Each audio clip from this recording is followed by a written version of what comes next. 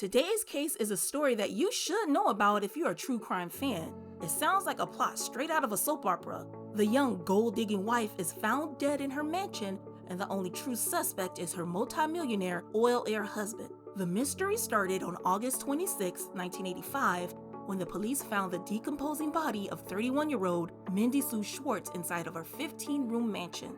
In the months leading up to her tragic death, Mindy was in the middle of a nasty divorce with her 48-year-old husband, Sam Schwartz. You would think that the death of an oil heir's wife would be all over the news, but the case disappeared nearly as soon as it surfaced. With little evidence and no witnesses, one question remains: who ended Mindy Schwartz's life? If you like this video, please like and subscribe. It really helps us out.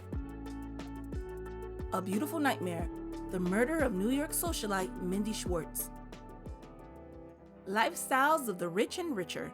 In the 1980s, Hewlett was known as one of the wealthiest neighborhoods in Long Island, New York. It was part of an area known as Five Towns, which consisted of the suburbs Cedarhurst, Lawrence, Woodmere, and Inwood. Five Towns was where old money lived. In the 80s, its affluence was on full display. With multiple jewelry stores and fur shops, it catered to some of the most expensive tastes in Long Island. It was a place where all of your champagne wishes and caviar dreams came true. That's why Hewlett was the perfect place for an oil heir, Sam Schwartz, and his pretty young wife, Mindy, to live. Born Mindy Sue Sperber in 1954, she was the only girl out of 3 children and grew up in Cedarhurst. By most people's standards, Mindy's family was upper middle class. From an early age, Mindy's parents made sure that she had the best of everything. Her mother dressed her in expensive dresses from exclusive boutiques and enrolled Mindy in dance when she was 5 years old. According to her father Ken, Mindy took to dancing like a duck to water. When she was 12, she became a student teacher at her dance academy and even danced with the entertainer Nipsey Russell on stage. In 1972, Mindy graduated high school and went to attend college, but dropped out after a year.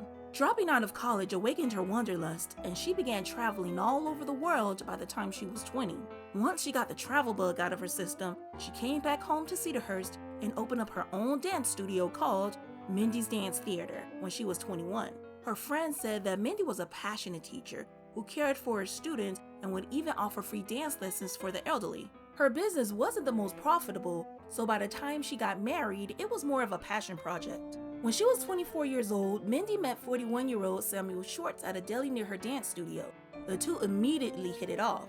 Sam's pride and personality was just as big as he was. Standing at 6 foot tall and weighing nearly 300 pounds, Samuel was an intimidating man. He once said that he was born in one of the best families in all of Five Towns. Sam was born with a golden spoon in his mouth on February 23, 1937. His family made their millions selling heating oil. With that head start in life, he attended Temple University, Columbia Business School, as well as New York Law School. Eventually, Sam's father sold the business to the oil company Texaco, and after his death, Sam inherited $12 million, or about $56 million in 2024. He owned properties in Florida and Atlantic City, and 45,000 shares in Texaco stock, 8 Rolls Royces, 20 Mercedes, and a Ferrari. Sam became a successful businessman with multiple ventures, but his passion was vintage cars. The apple of his eye was his business named Columbia Classics of Cedarhurst. By 1975, Sam was married, then divorced with 2 kids. When he met the young and vibrant Mindy, he was love-struck. He wined and dined her, bought her Gucci and Ferragamo, and gave her a life that she could only dream of. It was a whirlwind romance, and Sam wanted to give marriage a second try. But his divorce from his first wife left a bitter taste in his mouth due to a hefty settlement. This time, he decided he would write a prenup. The prenup was ridiculously one-sided. Per the agreement, if Sam died while the two were still married and he lived with Mindy, she'd be entitled to $100,000 a year for each year of marriage up to the maximum of $700,000. If their marriage ended in divorce, she would collect $5,000 for every 2 years of marriage to a maximum of $25,000. That is, unless she was guilty of cheating. But Sam wouldn't be penalized if he was the unfaithful partner. Despite it being so one-sided, Mindy agreed to sign because she really loved Sam, and the two were married on October 23, 1978. A Beautiful Nightmare. For the first few years of their marriage, the Schwartzes were in wealthy wedded bliss. Sam moved Mindy into his inherited 15-room mansion in Hewlett and they traveled all over the world on the luxurious supersonic passenger jet, the Concorde. They went to charity balls and hobnobbed with everyone who was anyone in 5 towns. They were well-known socialites at exclusive country clubs and regularly held lavish parties. The pair gained considerable weight while they ate their way through Europe. As a result, they joined posh weight reduction centers like the Vertical Club in New York City. Mindy was living the glamorous life that many people could only dream of. But by the 80s, the honeymoon stage was over and her life became a living hell. While we don't know why their marriage began to sour, Sam's growing hatred for his wife became clear. There were red flags early on in their relationship. For one, Sam looked down on Mindy's father, Ken. Ken was a product manager for a department store, but Sam often referred to him as a dock worker. According to Mindy's father, once the pair were at a party at a country club and Sam left her there after an argument and her parents had to pick her up. Then there were the allegations of violence. Mindy confided to members of her family that Sam threatened her life. She even had to call the police on them multiple times for domestic violence. Sam's violent behavior wasn't a secret in town. The instructors at Mindy's dance studio told New York Magazine of one such incident that happened in October 1982. Quote, Sam stormed into the studio shouting and screaming. He charged across the room in front of several students and the parent of a student. Sam began to struggle with Mindy, pulled her across the desk, and struck her across the head and shoulders and wrestled with her and attempted to take her dance bag. Mindy grabbed the dance bag, shouting, "Call the police," and ran for safety to the cleaners next door. Sam ran out after her. Sam was so angry, it appeared that if he had the chance, he would have killed her. Another instructor named Lillian Mondo said that once while she was at Mindy's house in August 1983, Sam walked into the living room and went on a bizarre tirade about Mindy using the air conditioner. According to Lillian, he was screaming like a lunatic and purposefully degraded Mindy and cursed her out because she brought her employees home. As he ranted, a woman named Christina F. walked into the living room holding a bottle of soda, tapped Sam on the shoulder and said, "Sammy, let's go." The two then proceeded to go upstairs to the bedroom in full view of Mindy and her employees. Mindy was humiliated and rushed upstairs to confront Sam. She wanted that woman out of her house, but Sam refused and claimed that he needed Christina's help because he was sick. It was painfully obvious that in a tale as old as time, Sam was sleeping with his secretary. And it wasn't even the first time he had been unfaithful. When the pair joined the Vertical Club to lose weight, Sam ended up sleeping with the woman while Mindy was working out in another area of the club. The Mistress, the Trips, and the Divorce Lawyer. By the end of 1983, Mindy had had enough. The nastiness and outright disrespect was more than she could bear, and she filed for divorce. Sam asked if they could try to reconcile their marriage, and Mindy reluctantly agreed. However, he was a constant no-show to events that the pair were expected to attend, and he made it no secret that he was globe-trotting all over Europe with his mistress. He would tell anyone that would listen that Mindy was an alcoholic and a drug user. As of the making of this video, Mindy's alleged drug use has never been proven. In 1984, she filed for divorce again. In her affidavit, she wrote, "I never know when my husband will throw himself into a raging fit of anger and terrorize me." Sam didn't care that Mindy knew that he was cheating because according to their prenup, he was going to get away with paying Mindy as little as possible regardless if he was faithful or not. Or at least that's what he thought. The prenup he had Mindy sign had a clause that stipulated that the agreement would be void if they didn't marry before July 1st, 1978. On June 1st, the pair were married by the captain of the Queen Elizabeth II on their way back to New York from Europe. But what the couple failed to realize was that the real life wasn't the Love Boat, and getting married in the middle of the ocean by a cruise ship captain isn't valid. The two later eloped in October, making the prenup Mindy signed void.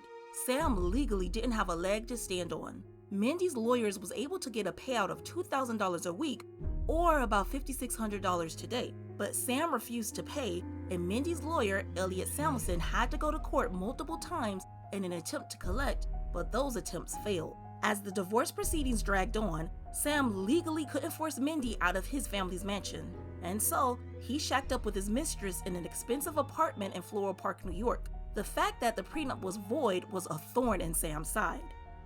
At one point, Sam tried to argue with the court that the prenup was still valid because he failed to understand the deadline his lawyers wrote and he approved. After a 2-week trial in 1984, the state Supreme Court in Nassau County dismissed his case. They ruled that the prenup was so dramatically stingy and one-sided that it couldn't be honored. Under New York's 1980 Equitable Distribution Statute, spouses were to split any property and assets that were made during the marriage, but didn't have to split any property or money they brought into the marriage. Mindy's lawyer had an uphill battle trying to find out exactly how much money Sam earned during their marriage. The lawyer finally was able to get an order compelling Sam to appear in front of a special master for an audit.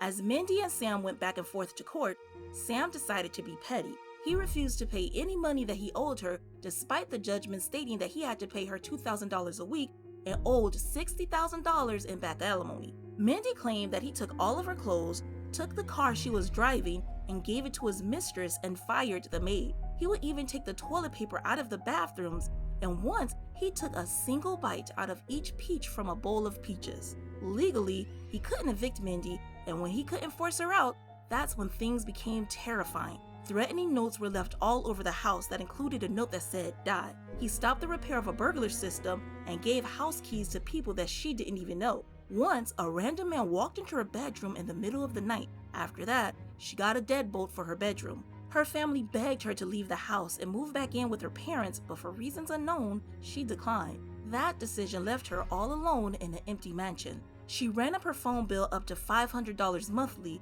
because she was so alone. It was later discovered that Mindy's phones had been tapped. Mindy's lawyer believed that Sam was trying to wear her down emotionally to settle. However, that tactic wasn't working. The death and investigation of Mindy Sue Schwartz. On the day that Mindy's body was found, her mother Zelda was worried because she hadn't heard from her daughter in a little over 2 weeks. She asked 2 of Mindy's friends to check on her, and when no one answered, they called the police and a locksmith. When there was still no response when the officer knocked, the locksmith picked the lock and the officer was able to get inside.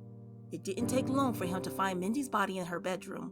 And as police investigated, the story of what happened to Mindy unfolded. One morning in August 1985, Mindy Schwartz got ready to go out. Dressed in a polo shirt, shorts, and a pair of sneakers, it was assumed that she was either visiting the Vertical Club or her dance studio. The moment she unlocked the deadbolt to her bedroom door and opened it, she was shot 4 times in the head and chest. The investigation revealed that one of those shots came from the barrel being pressed against the top of her head. According to the police, any one of those bullets would have been fatal. One thing for certain, whoever did it wanted to make sure Mindy was dead.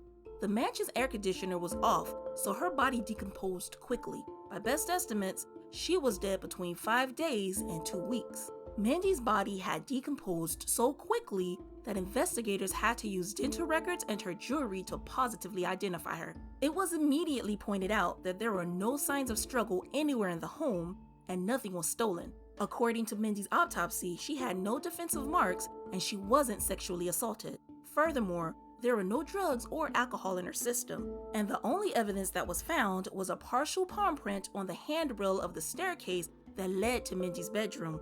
There was only one person of interest, Sam Schwartz, and that was for a couple of obvious reasons. His plans for a one-sided prenup backfired, and he was on the hook to pay Mindy alimony. And what made things worse for Sam was that after their special audit, it was discovered that he was worth $21 million, $9 million more than what he declared before he married Mindy, and his soon-to-be ex-wife was entitled to half of that. Sam lawyered up immediately, and at first he seemed cooperative. On the day that the police found Mindy's body, Sam went to the police station to answer questions with 4 lawyers in tow. He voluntarily surrendered his handgun for testing to compare it to the bullets at the crime scene. However, his gun was a .38 caliber, which didn't match the .22 caliber weapon used in the crime.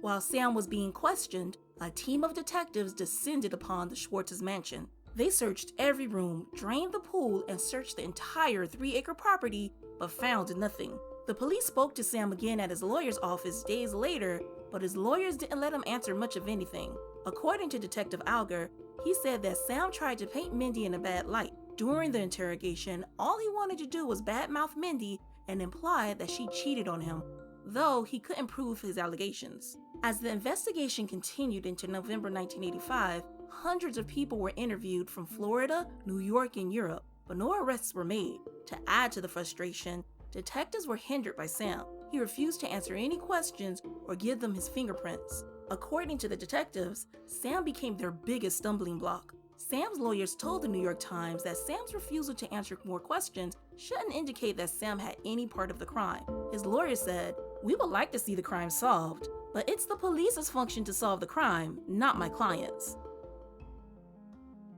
A father's fight for justice.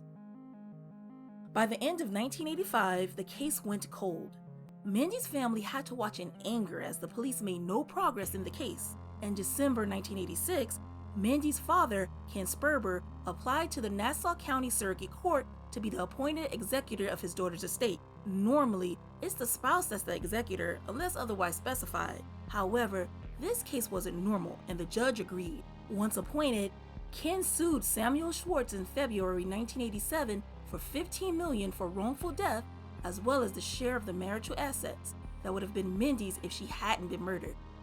Mindy's divorce lawyer, now Ken's lawyer, cited two reasons as to why Mindy's estate was entitled to the money. One, under New York's equitable distribution law, Mindy would have received a share of the property rights because of the divorce, and that money should have been passed on to her estate after her death.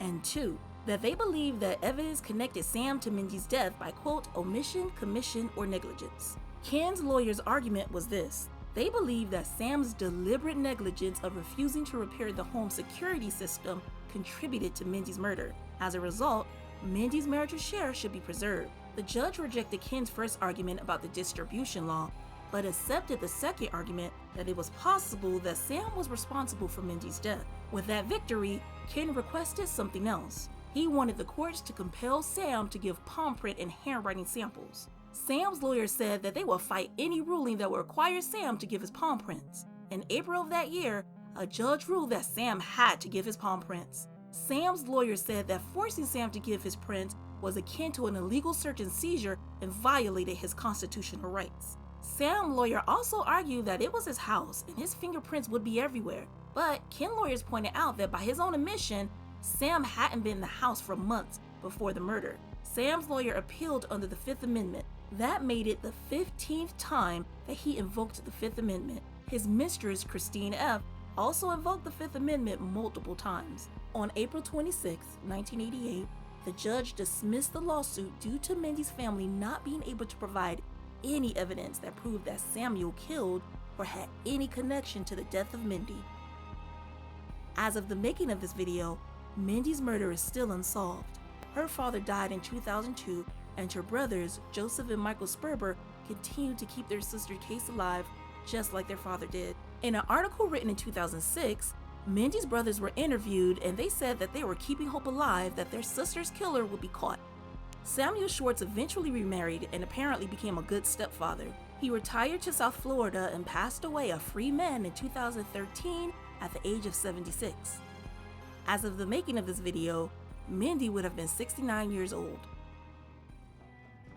The weird things about this case.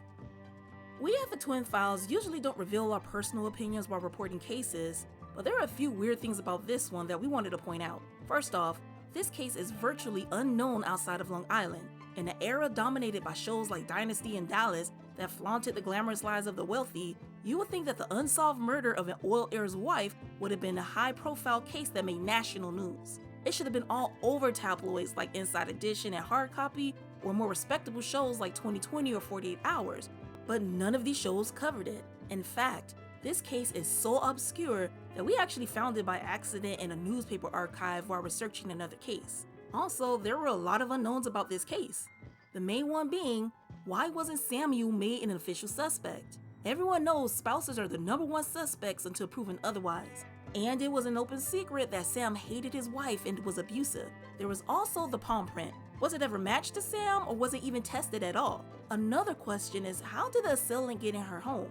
The only clue in that regard was the fact that Mindy told her family about Sam giving house keys to strangers. The last point to note is that the air conditioner was turned off during a hot New York summer. Sam was obsessed with keeping the AC turned off, and he constantly yelled at Mindy because she always had it on. And with Sam potentially losing millions in a second divorce settlement, he had all the motivation in the world to take Mindy's life. Thank you for watching The Twin Files.